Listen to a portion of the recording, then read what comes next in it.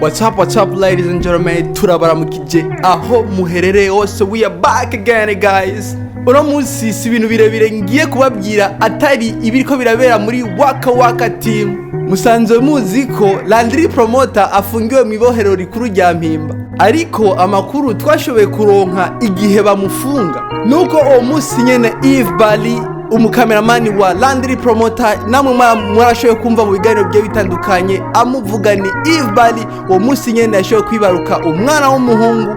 Ariko igitangaje ni ikintu gishobora gutangaza abantu benshi nuko uwo mwana wa Eve Bali ni umwana w'umuhungu yamwise Irakoze Landry, na Landry tukaba tuzi yitwa Iradukunda Landry, n'amazina yose y'abavyeyi bamise Landry Promoter guys. Ariko muri Waka Waka team ntibashatse kugaragaza ivy'uruvyaro rwa Eve Bali, ariko nka Tamtown Media narashoboye kubibaronderera ndabibazanira.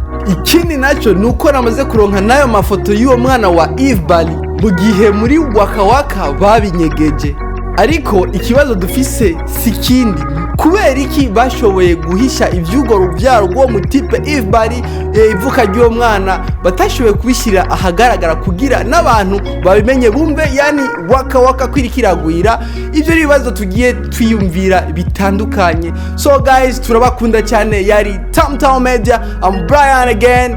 So mushobore kugira subscribe, bandaye mugira subscribe na like na comment ngaho tubashe dukora ibintu tubaha ibintu by'igisirimu kabisa.